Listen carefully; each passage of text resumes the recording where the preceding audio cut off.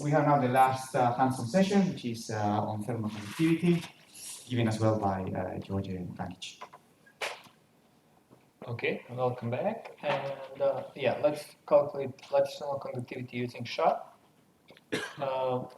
As I said during the previous session, we are going to need auxiliary SSCHA force constant, so the force constant that you got from the minimization procedure, and we are going to need the third order force constants. So the first thing that we are going to do is to check whether the low anharmonicity limit of Boltzmann transport equation and the Green-Kubo is the same, and we are going to check that on the example of silicon.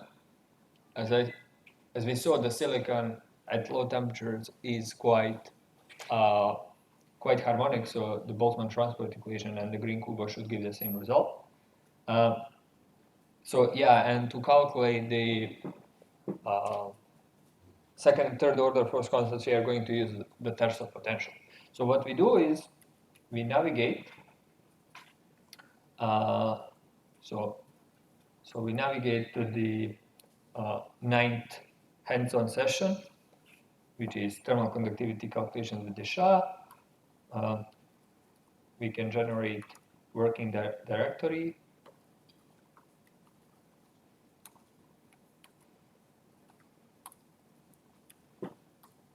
Okay, the first thing that we have to do is to calculate these force constants, as I said, and we have provided you with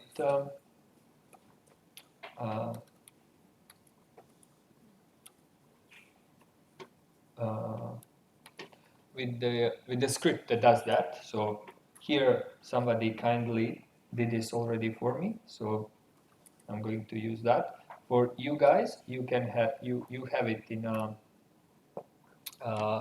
inside the PDF file. So first, you just copy paste it, and you need to worry about the indentation levels.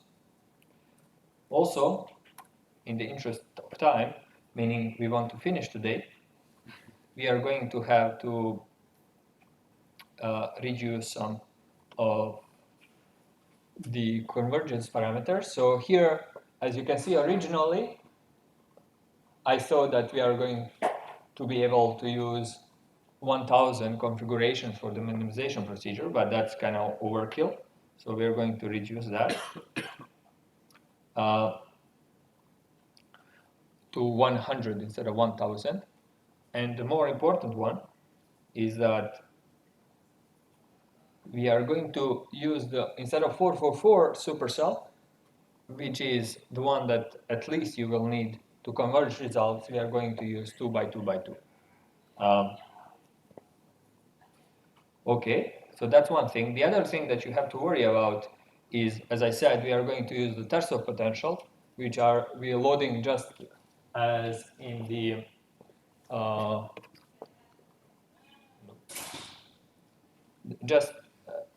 as we did in the machine learning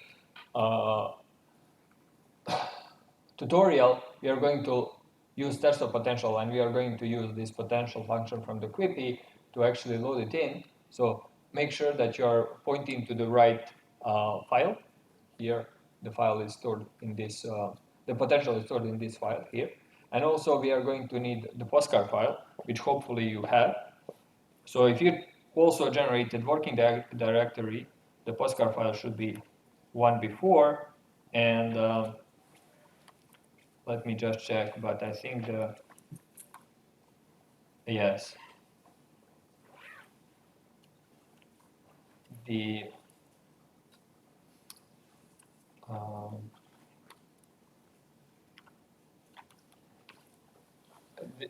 test of potential should be in the 06 directory. Yes. Sorry? Yes? I only have dynamical matrices in the directory. Yeah. Do not use those. Yeah. Okay, no, we are going to generate. These ones are for, I think, these ones are for germanium telluride. So these are for the second part. There's no postcard.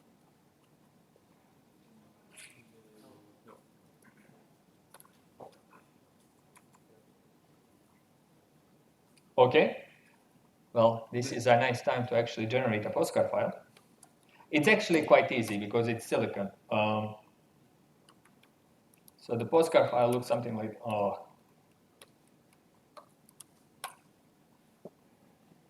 so it's just, so we are going, okay, I have the microphone. We are going to relax the structure anyway, so we just have to give basic silicon. So it's just that it's right symmetry. So here it's you have zeros on the diagonal and you have halves on the off diagonal. The lattice vector of silicon is the around 4, and the position of atoms are 0, 0, 0, and 25, 25, 25. So it has a diamond structure. So that this is all you need.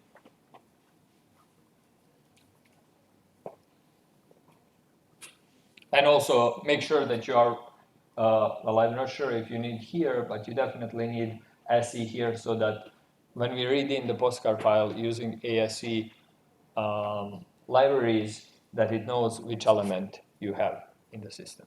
If you use Ctrl-Shift-O, please determine another means on the screen. Ctrl-Shift-O.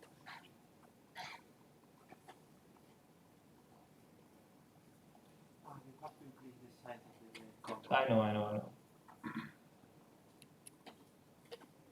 Ctrl plus. Okay. Yeah, so that's good. I will leave it here so you can copy. Right.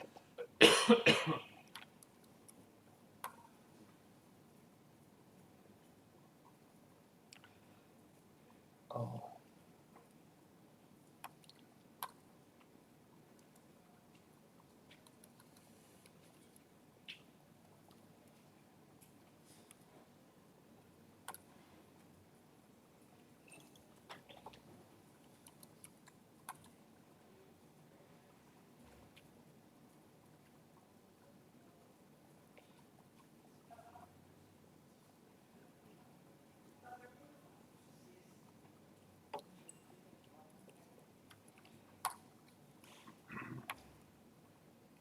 Yeah, so to reiterate, what you need to do to finish today is to use number of configurations 100 and to use 2 by 2 by 2 supercell. Otherwise, the calculation will be quite slow. Okay, I'm going to run it so I can go through the actual script.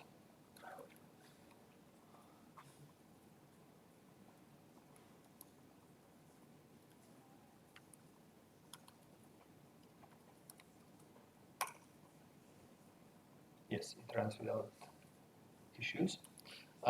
Yeah, so it's basically the same script as here. We have this defined starting get starting dynamical matrices.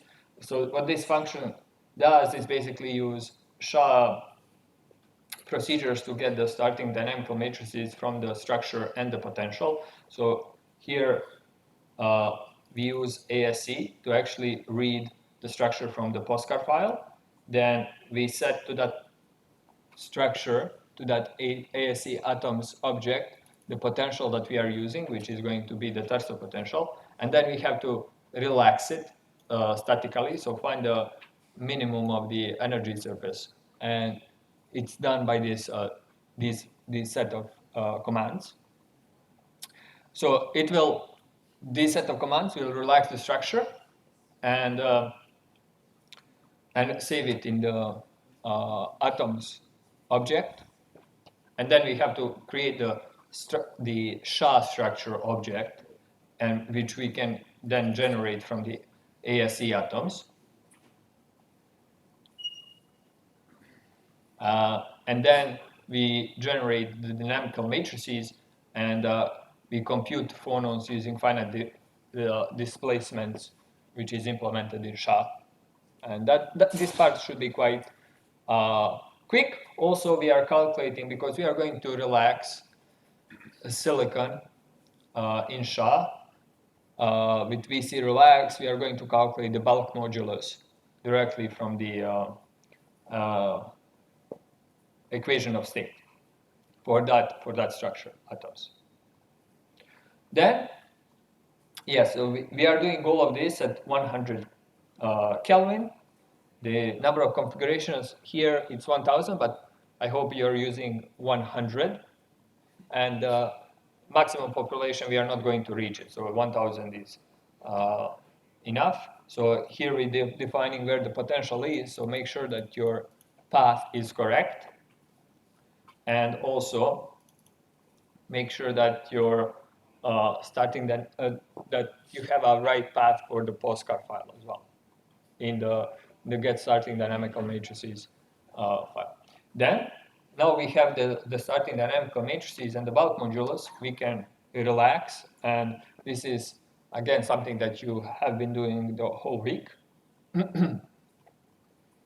And this part, so, and it's done by this relax.vc relax function, and this should be relatively quick. It will take some number of populations because we are relaxing also the structure. Once we relax it using the, I think we called it in the first tutorial of the week, I think we called it like NPT ensemble, right? So when we relax it there, we are using those dynamical matrices. So you see here relax.minim.din. So we are using those relaxed dynamical matrices at the same temperature to create a new ensemble. And we are going to calculate here the 5 times the original number of configuration. I think who gave the Hessian tutorial, they suggested 10 or 100. So all of these calculations are terribly underconverged. Yeah. And then, no, they are, definitely. And then the compute ensemble is going to calculate the forces and energies using test of potential for this new ensemble. And then obviously, because we are generating new ensemble, we have to relax it. And we are going to save these new, but this time we are just relaxing without moving anything. We are not changing atomic positions, which we cannot because it's silicon, and also we are not changing the structure. And we are going to save them in the final DIN. So the final DIN is the one that we are going to later on use for the thermal conductivity calculation. We have to update weights. So this is something that you have to do every time that you are re-minimizing in a new ensemble.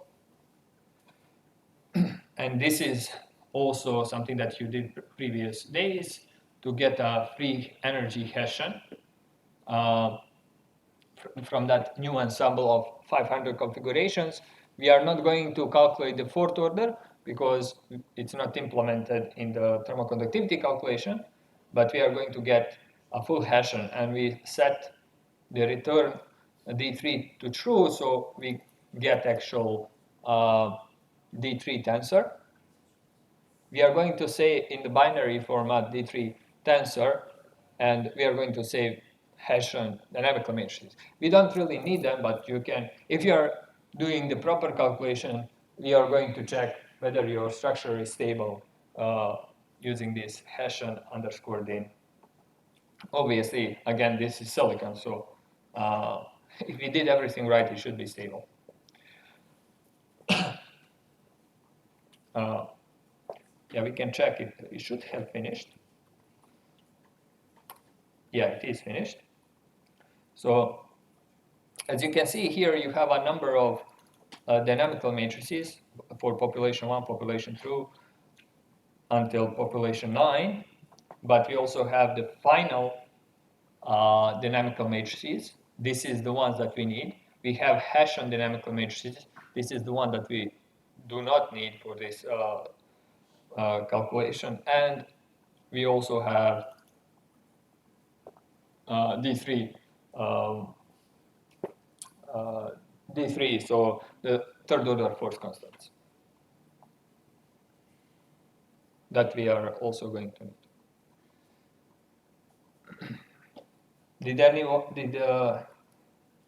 Did you manage to run it? Is there any questions? For the first time, right? Okay. Yeah, so these calculations are, as I said, they are under-converged. Mostly, well, I'm not sure about the sizes of ensemble, but they are definitely converged with respect to the supercell size. Okay, so now that we have, now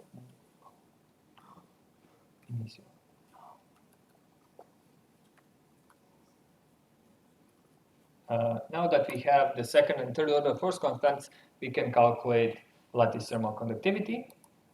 And this is the second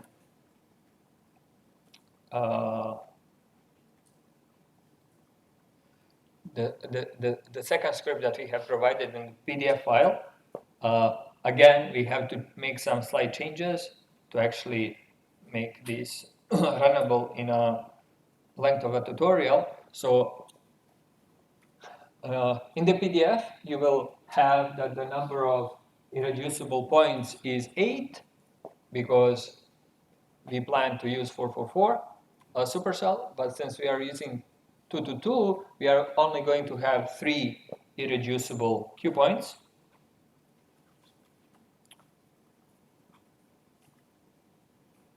And also here, the mesh, which is basically the number of the size of the Q point mesh that we are going to integrate our Boltzmann transport equation on, and we should reduce that to 8 by 8 by 8 just to make it a bit faster.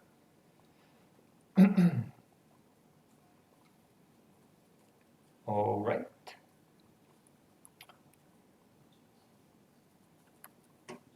Okay, I will run now the code, the script, sorry. Sorry, by how much did you reduce the mesh? 8, but you can do whatever, but like, you can leave 10 by 10 by 10, it's just, yeah. So we run the code, and I will now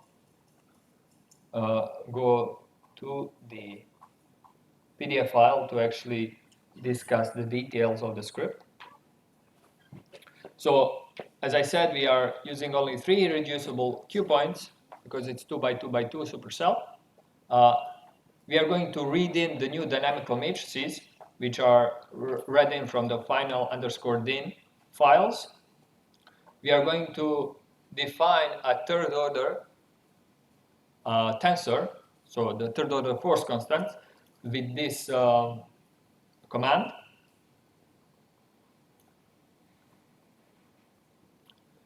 We are going to load them from the binary file that we saved in the previous run. So make sure that this is the same as in the previous run.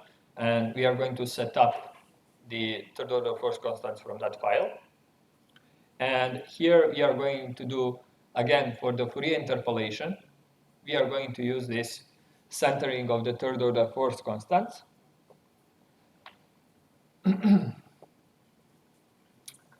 So the mesh is the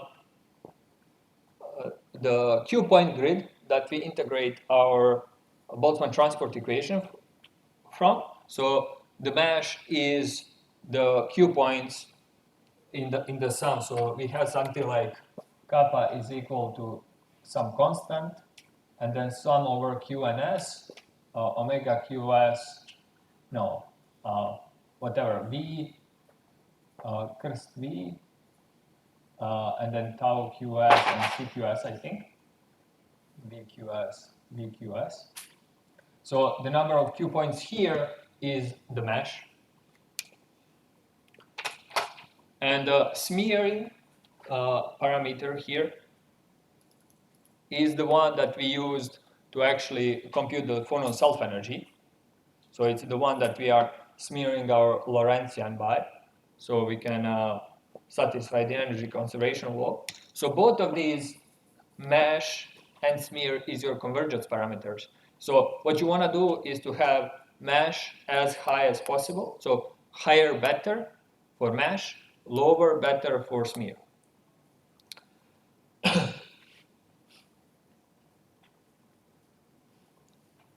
Yeah. Because it's easier for me to think in terahertz than in Rydbergs. Here we chose smear to be 0.03 terahertz, and then we have to convert them to Rydbergs to actually use them in the code. Okay, then we have to generate a thermal conductivity object, and the thermal conductivity object actually takes a lot of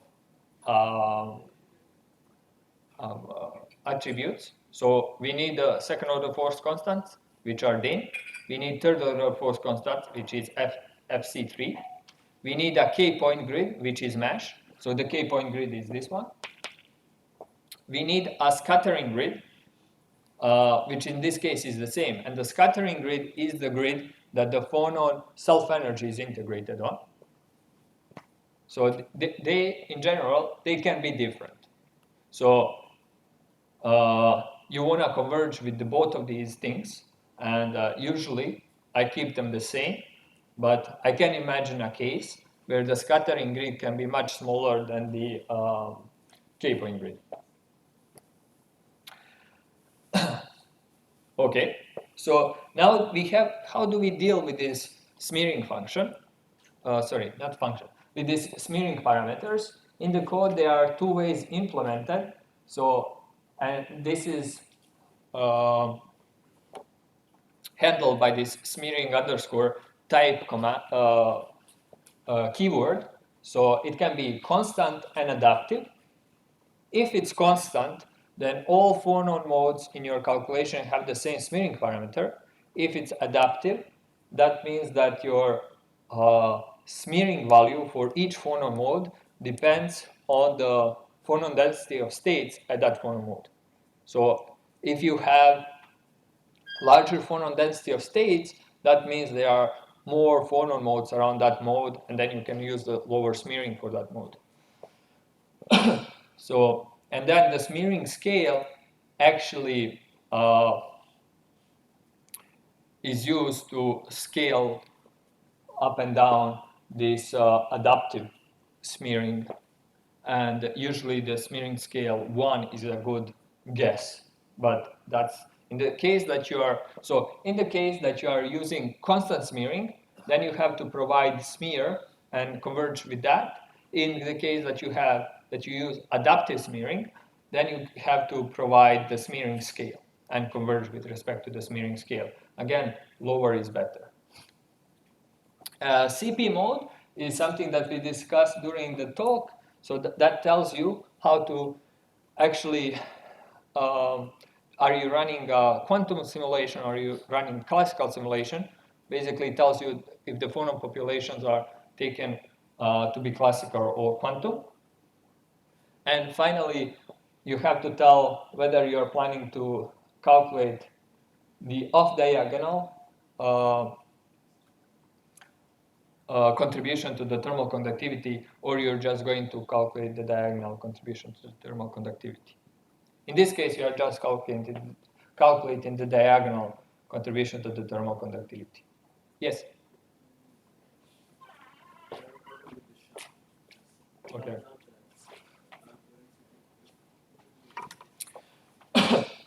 Okay, the next, we are defining temperatures that we are going to calculate lattice thermal conductivity on.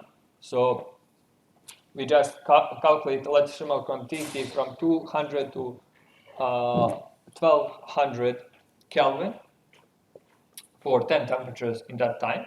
The start time is basically just to actually know how much time passed for calculation of the thermal conductivity. Okay, then we have to set up harmonic properties. Set up harmonic properties in the thermal conductivity object means that you are calculating phonon frequencies, phonon frequencies and phonon group velocities. And in the case that you are using a constant relaxation, the constant smearing type, this is where you pass the value of that smearing. If you do not pass the value of that smearing, then it's going to use the adaptive type of smearing. And also, in the end, we write harmonic properties to the file. It's basically just a long list. We will see the output later on, and we will discuss it. Okay, now that we set up the calculation, we can calculate the lattice thermal conductivity using calculate kappa function. And in the calculate kappa function, we have to specify which is the mode. So there are two modes, as I said in the previous talk. It's going to be singular relaxation time approximation, which is Boltzmann transport equation approach, and the Green-Kubo. And if we are doing Green-Kubo, you can see that below the mode is GK. And if we are using Boltzmann transport, the mode is SRTA. We specify temperatures equal temperatures, write lifetimes. So if we want to output lifetimes, we set it to true. Gauss smearing is again, we discussed that in the previous talk.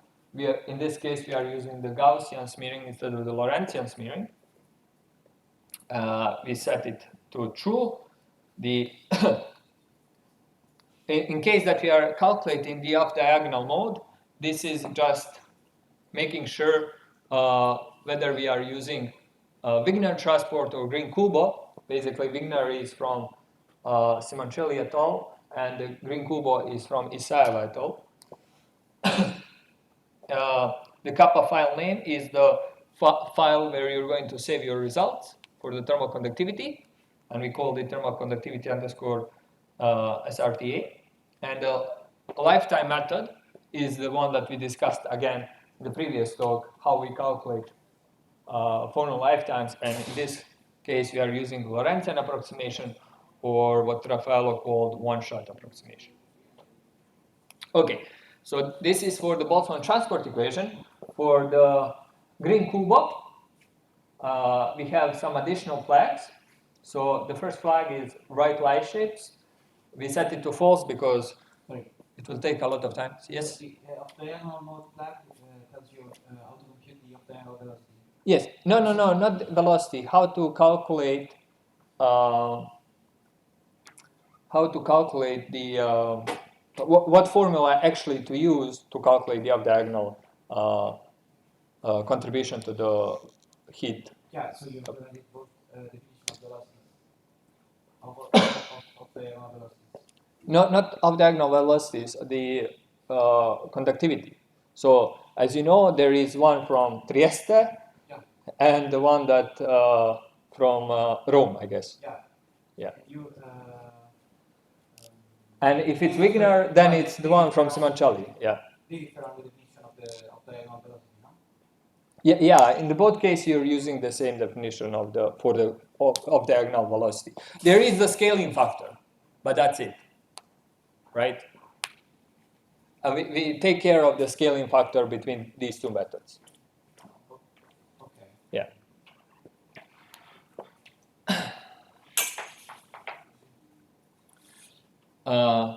Yeah. So yes. Right line shapes is false because it will take a lot of, it writes in the text format. So it's going to take a lot of space, so we set it to false. The NE is the number of frequencies that we use in the evaluation of that integral. So basically, this integral is approximated as, and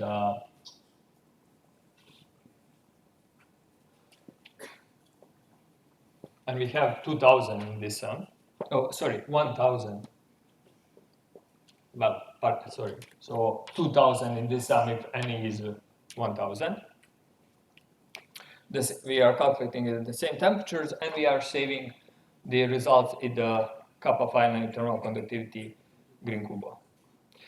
Also, so usually you will calculate all of this, and then you will want to analyze results to actually save the entire thermal conductivity object with all the lifetimes and line shifts inside. You can use this function save pickle. And it will save the entire object, and then you can use this to post-process the results using Python. Okay, let's see if it finished. Yes, it finished. Okay, and we have some results. So let's see first I said, okay, I don't have it here. I said that we save the harmonic properties, and the harmonic properties are saved in Phonon _ harmonic properties file. Okay, no.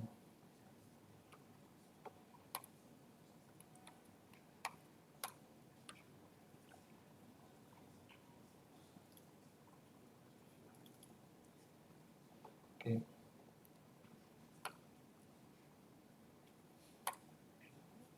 And this is the format of the file. So the first columns are the frequencies of the phono modes. The next three columns are phonon group velocities in the meters per second units. So basically, if you want to see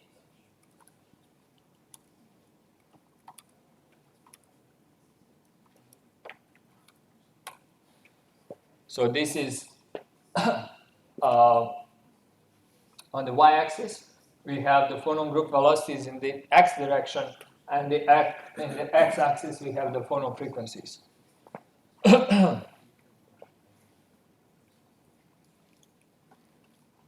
So that's the phonon harmonic. Also, as I said,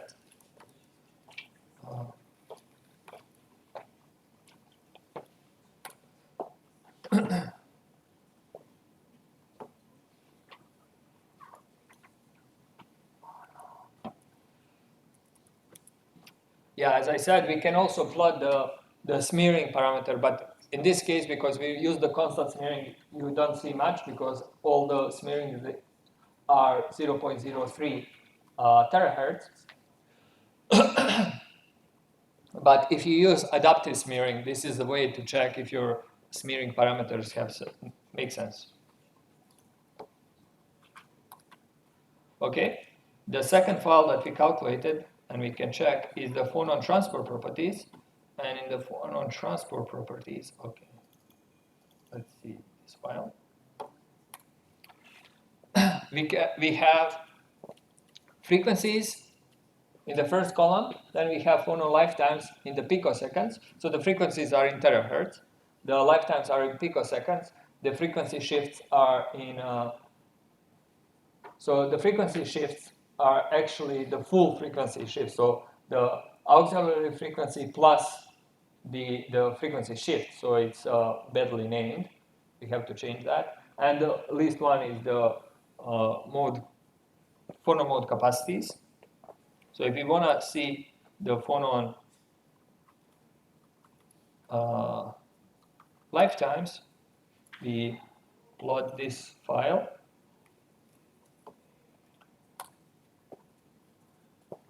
Okay, so you don't see much because we have so we plot it in the log scale. Oh, no. So as you can see, it has an expected shape, so it decays with the phonon frequencies. Obviously, these are terribly underconverged. So there are some modes at very high frequencies with very high phonon lifetimes, and this is probably because in the 8x8x8 you have a low density of states there, so it doesn't see a lot of scattering.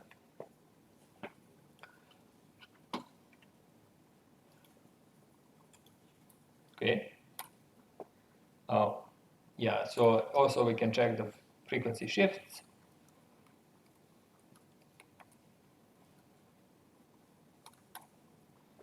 Well, obviously, this should lie on the straight line, so let's compare it to the straight line.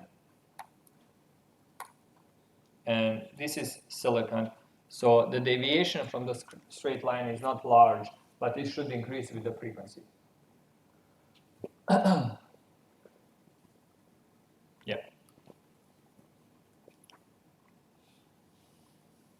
I hope, yeah, you can see stuff.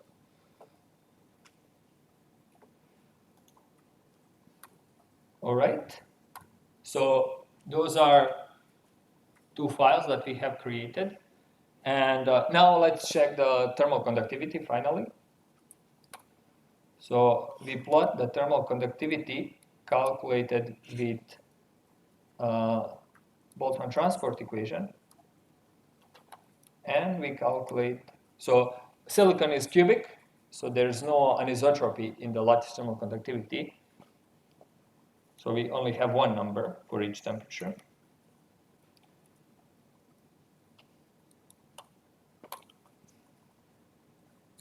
Well, actually, it looks much better than I expected. But as you can see, the lattice thermal conductivity decreases with temperature. And I said that the Green-Kubo should be quite similar to the single relaxation time approximation, but there are huge deviations, especially at low temperatures. Yes. Was harmonic Green-Kubo must be always more, a bit more than What? thermal. In this case, you're doing the computation with Boltzmann RTA and Green-Kubo RTA. Yeah. But the difference is always positive. It is due to the fact that they are done with different precision. Oh yeah, yeah. That's what I'm commenting now. Yes, yes, Because yes. at the same precision, it's always positive. The difference. Yeah, yeah. So that might be the case. I would have to think about it. I never thought about that before. The issue with this calculation is obviously that it's underconverged, and the reason for why is it underconverged, besides obvious, is that if you open the code, the script, so if you go, we can see that we used 1,000 points for the integration of this, and the silicon has a very narrow line width. So basically what you want to do, so we have here some sampling of these points omega. Well, if this is 2 omega d, we have 1,000 of these, right, in our calculation right now. And imagine that this is the spacing between them. And imagine that one of the phonon modes that conducts heat the most has like a line width like this one. We are going to skip it. We are not going to see it at all. So what we have to do is to increase the number of these points so that we actually can capture all of the line widths. So that's what we are going to do next.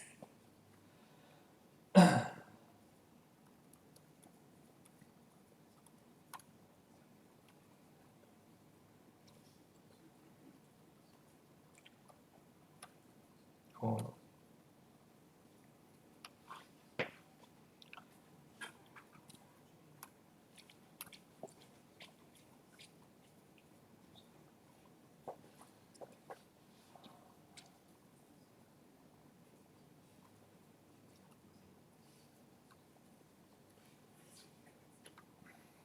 Okay, so yeah, so we increased the number of NE, and we commented out the Boltzmann transport equation, and we increased the NE to 10,000 to actually calculate the lattice thermal conductivity in Green-Kubo method better.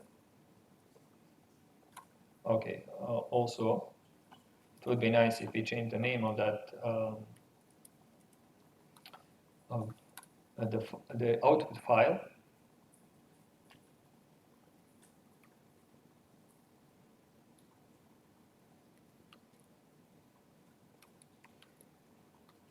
So 10K.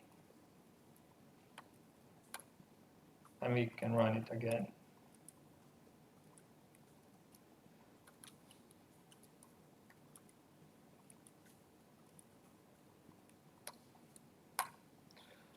Okay, it's going to take some time. Yeah. Are there any questions regarding the tutorial up to now?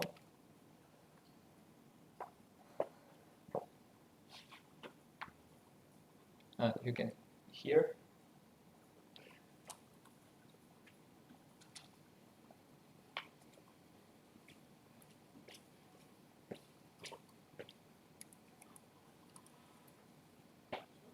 Yes.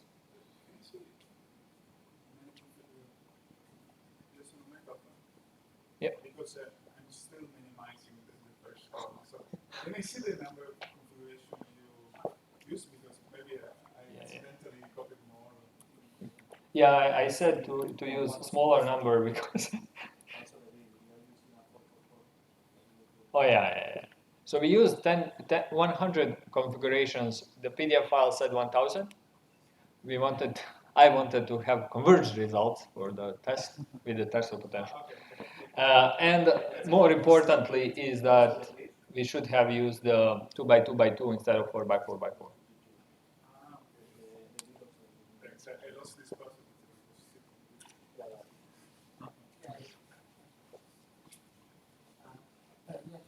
Yes. Different material, this number of configurations and the size of the grid and the supercell is going to be different. So from your output, how do you decide that your results or thermal conductivity results have been converged? So there is two issues, obviously. One, if your thermal conductivity calculations are converged, and that's easy to check. You just increase the number of Q points in the integration and see if you increase that and you change the smearing and see if the results change or not. So that's one way. The other issue is that whether your second and third order force constants are converged, and that's what we were talking the entire week. So those are two things that you have to worry about. One way to actually see if your supercell is large enough. So here we are doing the Fourier interpolation of the third order force constants and the second order force constants. So what you want to see in your second and third order force constants is the decay of the norm or the elements of these matrices with the distance. And I think there is like a helper routine in phonons or tensor maybe, which shows you how these elements decay. So you want that to drop to 0 as well inside of your supercell. Because that's very important for thermal conductivity calculation. So you need to have a well-defined interpolation.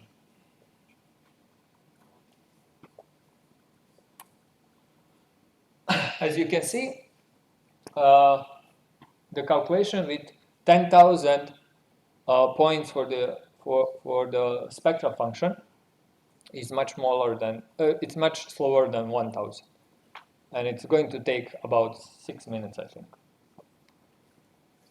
even for these small things.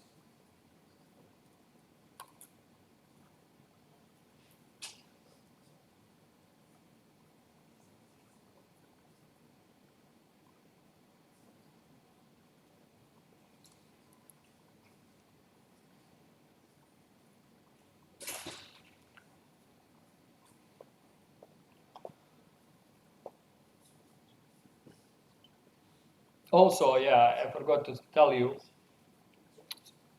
So if you choose the calculation of the self-consistent calculation to calculate the phonon lifetimes, you have to somehow solve that equation self-consistently. So it's omega equal to omega QS. Well, what you can do is you start and then you recalculate at each point, at each iteration step, you calculate new set omega QS. So that's one way, correct way. What I thought it was faster is to actually sample this on a tight grid of omegas and then just linearly interpolate when my next guess is is falling between the frequencies that are coming up here, and then this NE factor also plays a role in that method, because the NE then defines the number of omega points that this is sampled on.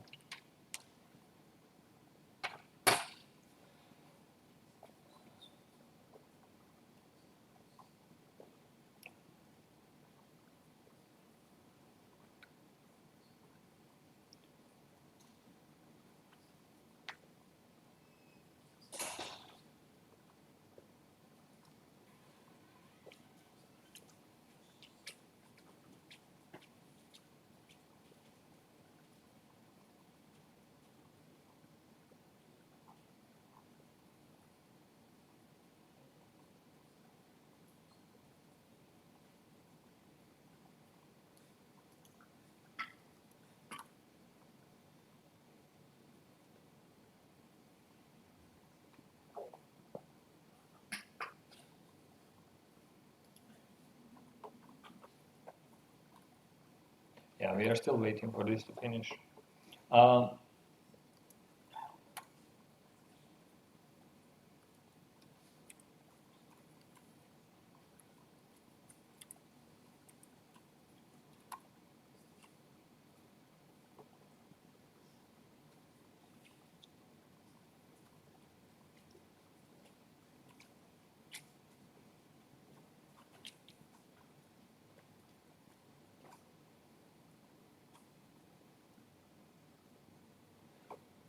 Maybe you can show detail of the output.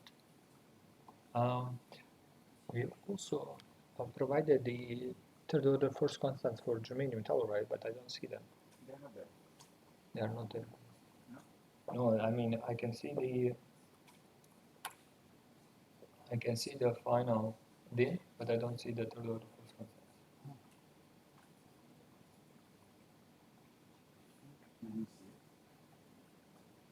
I think they are not even in the GitHub repository. No, they are not, because you cannot upload them, they are too big. But for the link that we downloaded, we provided to download. Yeah. Let me see.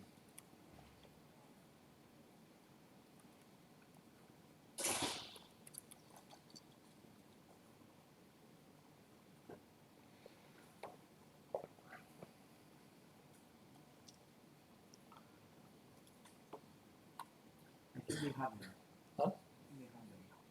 Okay, I don't. I don't. Okay. I think they should have them. Because from the link that I sent them, they were there. Probably they are not there. Take a You look want at to copy them from here, maybe? Mhm. Yeah. oh, I think they should.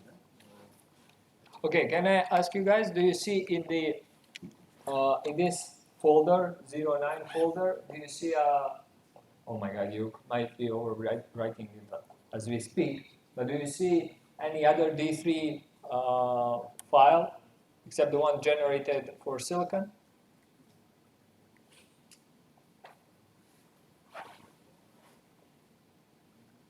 Are you angry at me? Why is everybody ignoring? So there is a question George is asking you is important. You went. No, is there a D3 file? Okay. Did you download the folder?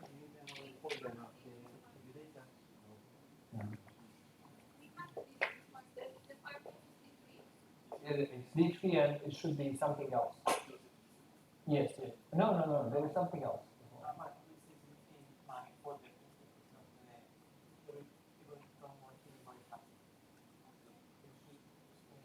Yeah, they don't. You're sure they don't? No.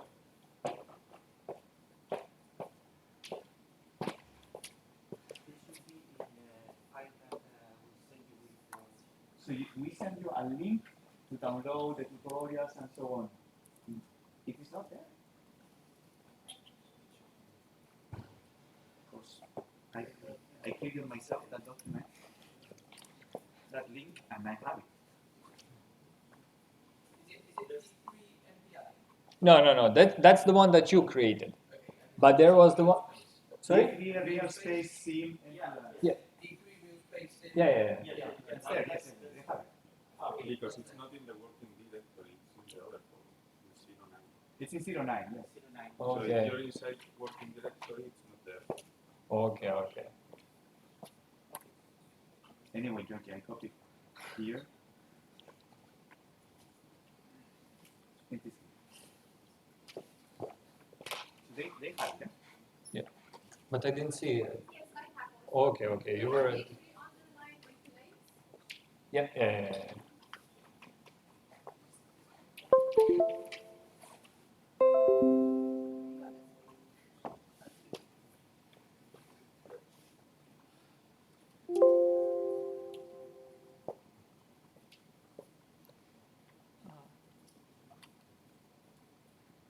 Is the real space sim this one? Yeah. Yes. A general question.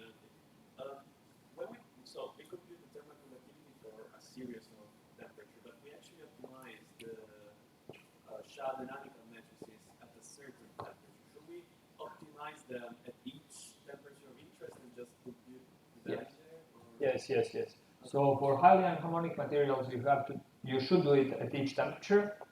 But for example, for silicon, we expect these force constant not to change a lot with temperature or with pressure. So we just keep them constant. But if you have a highly anharmonic material, especially if material changes phase, you should calculate at each temperature. Yeah. This one.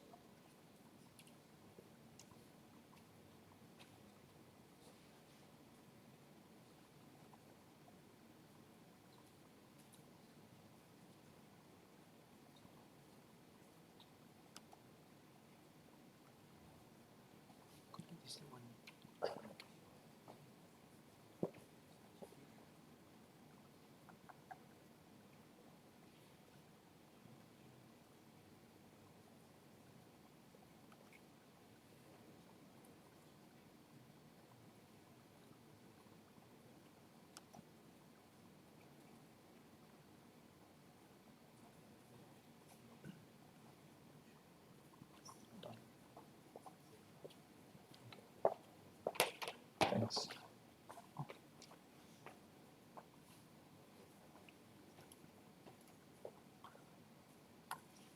Wow. It takes some time.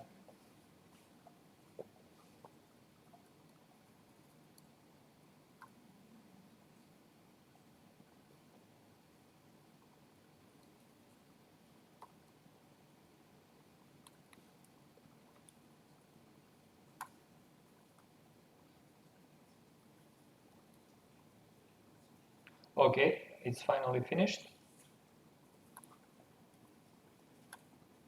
So now the results should be better, which doesn't mean they are converged, obviously, but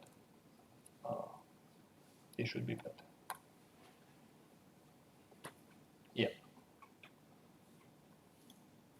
And as you can see, the results are a bit better, but importantly,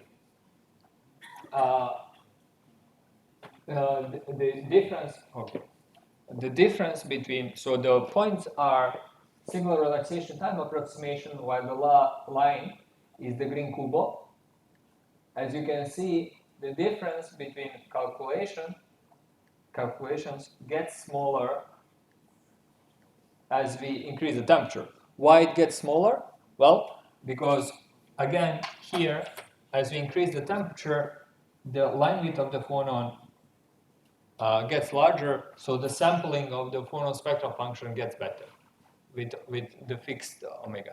Obviously, again, to actually get it on top of each other, one would have to use extremely large number of frequency points, and that's why the Green-Kubo is not the best thing to use for the highly harmonic materials.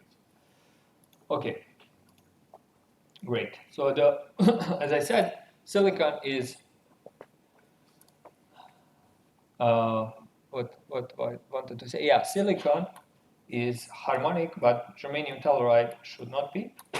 So we can go out, make another directory called germanium telluride, and copy the second code that we made from the silicon directory to the germanium telluride directory to calculate the lattice thermal conductivity of this material.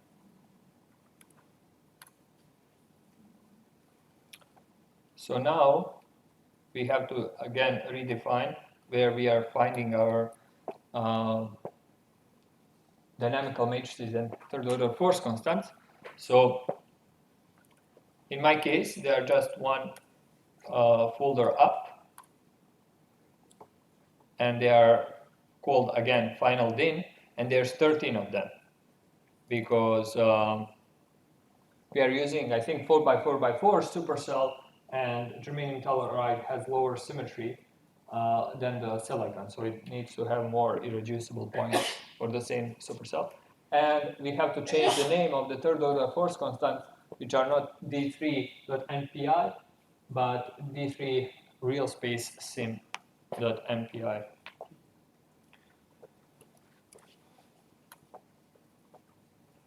What did I say, 13?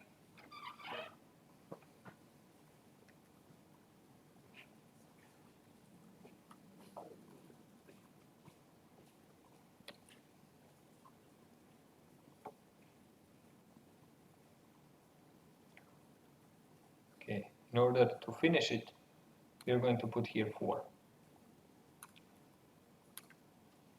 Instead of, so again, because the lower symmetry increases the number of points that we have to calculate. So instead of 8x8x8, we are going to use smaller number, 4x4x4, which is commensurate with the grid. We are going to keep the smearing the same, just to see what type of results we are getting. And to make the calculations faster, we are going to calculate 5 temperatures up to 800 Kelvin instead of 1200. And also, we have to again recalculate the Boltzmann transport. So uncomment these parts.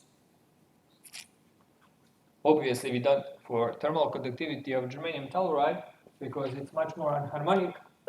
We don't need this many points, so we are going to reduce that to 1000 and hope it is enough to get reasonable results.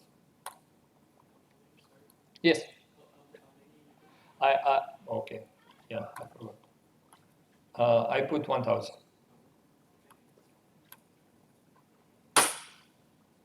And we can run the code again.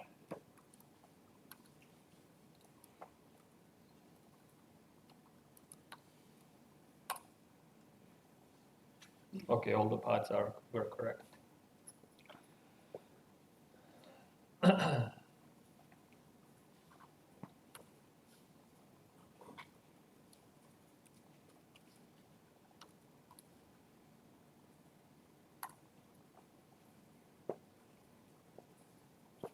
Yeah, one way to actually see if the Green-Kubo is underconverged is if it has these weird wiggles that we saw in the previous example.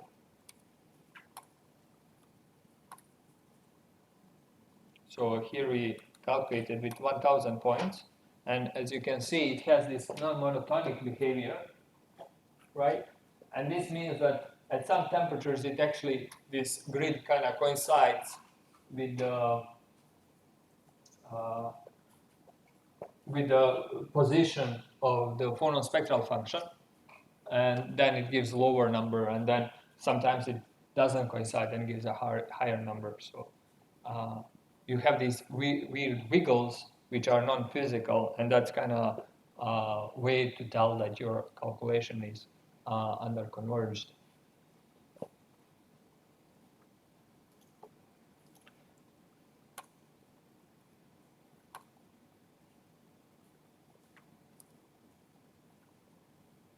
Okay.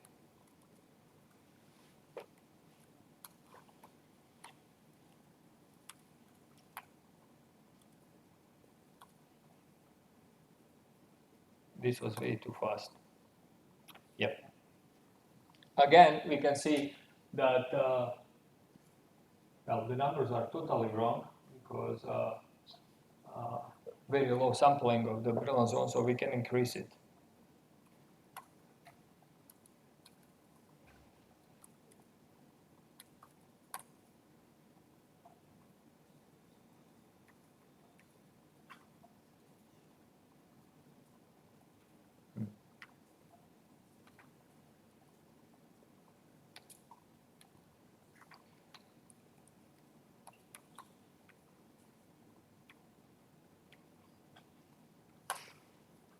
It's really like, because in the interest of time, we have to run extremely under-converged calculations, and then it increasingly immensely hard to actually showcase anything because the calculations are so slow.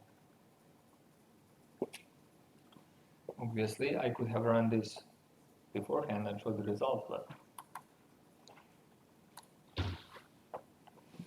okay. Is there any questions? We can wait for this thing to finish.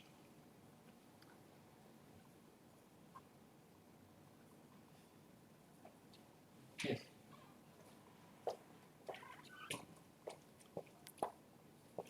Does it make sense if we use primitive unit cell or conventional unit cell or unit cell constructed with arbitrary vectors? You should use primitive unit cell, if nothing because of the speed. If you increase your what we call primitive unit cell, your calculation will run slower. Then I'm not sure if they should or if they will give the same results. Also, there is this issue about the, well, definitely if you're not taking care of the proper phase factor in the group velocity calculations, then you will get different results for sure. And I'm not really sure what happens with the what's it called, with the scattering calculation if you are using something that's not primitive. So it's something that I should be thinking about, but I don't have any answer right now. But the main, what I know that its right answer is that you should use a primitive cell, never conventional cell. So to choose the smallest. The primitive cell, the smallest possible cell, yes, always. And should we need another unit cell constructed for? The latest version. Oh yeah, I think it's been merged like a few weeks ago. So if it's a bit older version of cell constructor, it doesn't have it.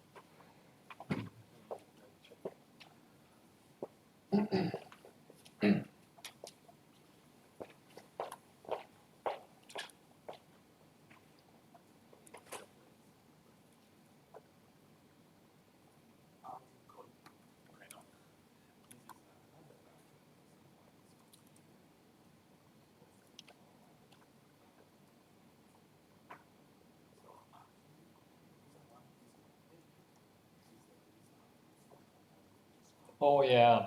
So Another important. we should say that there is a Fortran module in the cell constructor which is called the thermal_conductivity.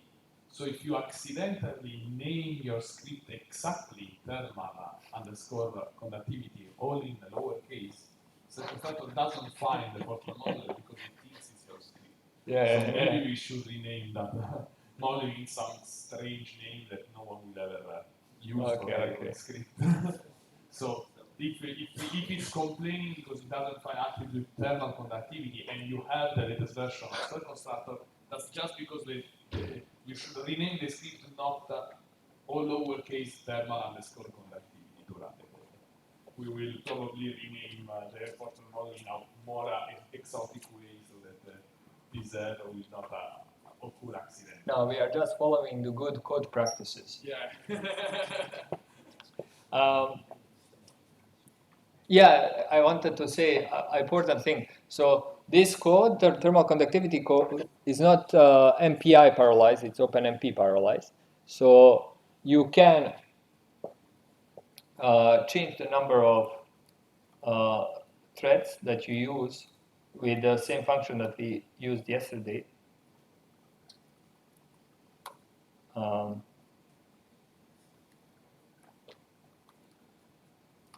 And then the number of threads that you have available. Yeah. That will speed up the code significantly. This is another thing that we have to think about, whether the OpenMP is the best way to go.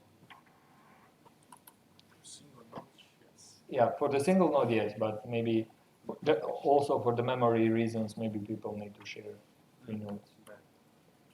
Okay, I think the 8x8x8 is going to take a longer time if you only have 6 threads available, like I do. I don't know the other people.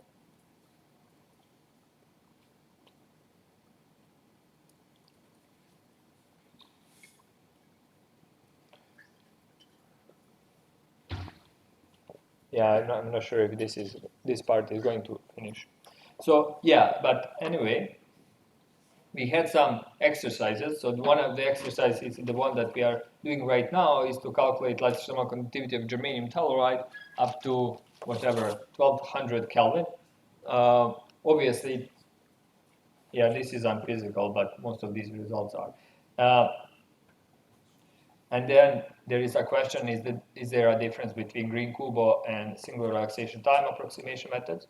And there should be a difference because now the germanium telluride is anharmonic, so at higher temperatures it will have weird line shapes. And the difference will be qualitatively, the difference between Green-Kubo and single relaxation time approximation in the germanium telluride case will be qualitatively different than in the silicon case. So what we had in the silicon case is that if we plot the with temperature kappa calculated with so this is, for example, Boltzmann transport equation results. What we got if we are calculating with Green-Kubo is that the difference is the largest at low temperatures because of the sampling issue, but it decreases at higher temperatures because now the Phonon line units are large enough to actually be captured by the Green-Kubo method. So this is silicon. In the germanium telluride case, what we will see if the calculations finish is when we plot the Boltzmann transport equation results, we have these Boltzmann transport equation results, and if we plot the Green-Kubo, it will be small here, but then the difference will increase with temperature. Why it's increasing with temperature? Because at higher temperatures, the germanium telluride does not have Lorentzian line shapes, but they have become like something much different. So that's why the difference increases in the case of germanium telluride and does not, and its opposite trend in the silicon. Another important point is that in both of these cases, lattice thermal conductivity falls down, and that's because with the temperature, the scattering between phonons increases, and scattering between the phonons increases, and lattice thermal conductivity is smaller. In the complex crystal and amorphous materials, we have a different scaling, so it's not this pronounced in the complex crystal, but in amorphous materials, it is like this. With the temperature, the lattice thermal conductivity increases. In the germanium telluride, shouldn't be the difference between Green-Kubo and Boltzmann be on the opposite end, so Green-Kubo should surpass Boltzmann transport. Yeah, probably. Yeah, you mean because of the picture? Yeah. It's just a cartoon. I wasn't being. Yeah. Okay, but it should go up, no? Only. Yeah. I'm not sure, but maybe it will go up. The coherent transport that Boltzmann doesn't have. No, don't confuse this now. Like, okay, even if we are doing the diagonal part only, they should differ. Not just within coherent transport. Yeah. I'm talking about here purely diagonal. Like if we want to do complex crystals or amorphous, then we have to worry about this off-diagonal stuff. Coherent.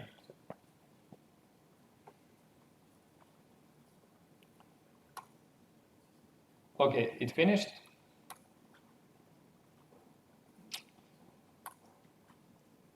Yeah.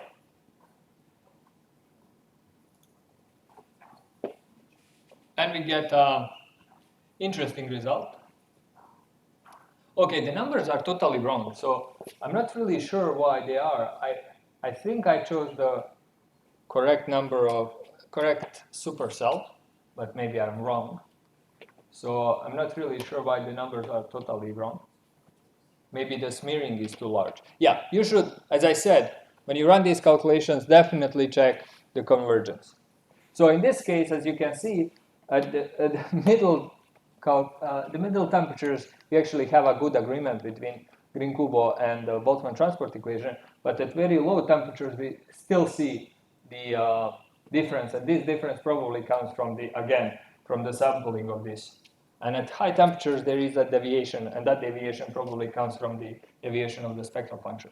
But considering how underconverged these calculations are, I'm not really sure if that's the case, or it's just because the scattering mesh that we are using is so sparse that we needed such a large smearing that it kind of messed up with our result completely, because germanium telluride definitely doesn't have 14 watts per meter Kelvin thermal conductivity at 300 Kelvin.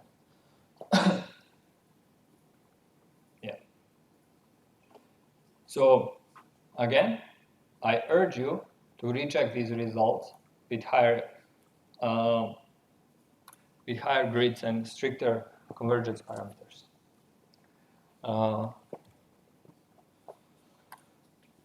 Okay, so just for the question that we have previously is if we want to do the coherent transport, what we should have done is change in this definition of the thermal conductivity in the definition of the thermal conductivity object off diagonal from false to true. And that's it. And then recalculate everything. There is another thing. So as I said, we saved our results in the TC pickle.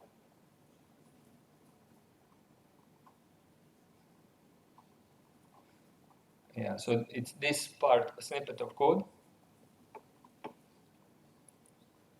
So let me go to the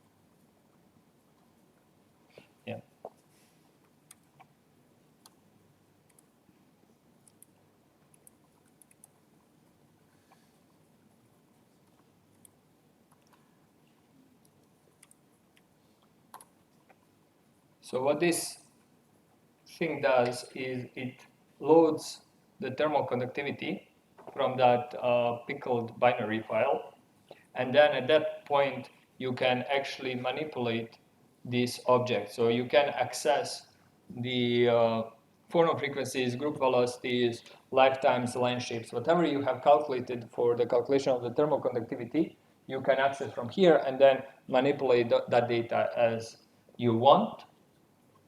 Obviously, we could calculate some stuff for you. And in this case, I think we can check.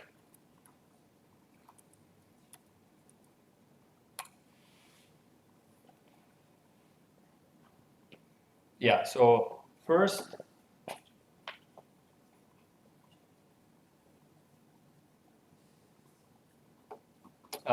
so we checked at which temperatures the line shapes are calculated, and it says it's calculated at these. And then if you check the script, we are trying to calculate density of states, and we plot that density of states, and here it's shown. So the black line here is the black line, as you can see, is the harmonic density of states. The red line is the rho. What I call rho is just taking the line shapes and adding them together. As you can see, it's very peaky. Why? Well, because silicon has a very small line width, and it's very harmonic. And the blue one is actually smoothed out so that we lose these peaks, and we can actually plot it without them, so just to see how the harmonic and anharmonic density of states compare.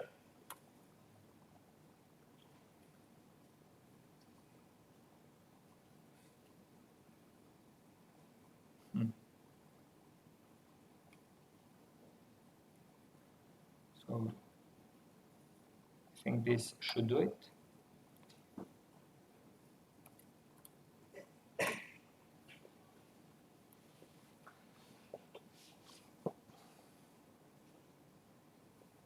Yeah, the total loss should be the number of bands. It should be 6. It's not exactly 6.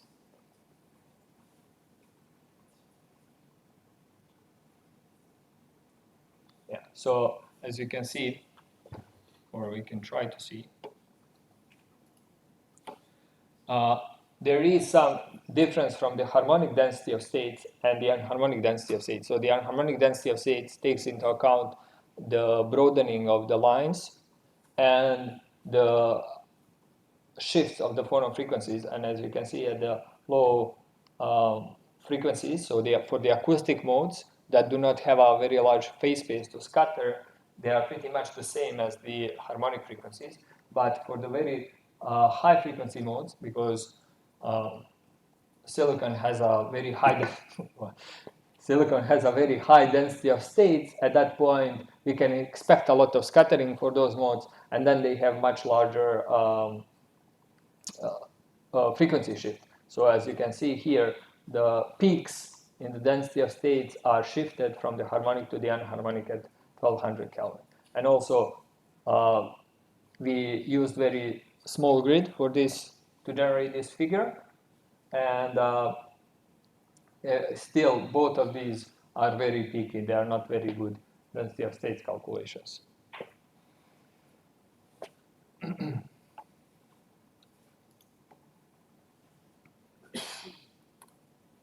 Yeah, so by loading this pickled thermal conductivity object, you can access all the actual properties that we use to calculate lattice thermal conductivity, and then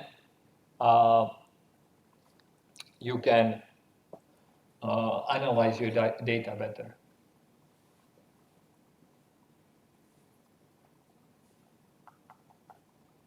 Okay. Any questions for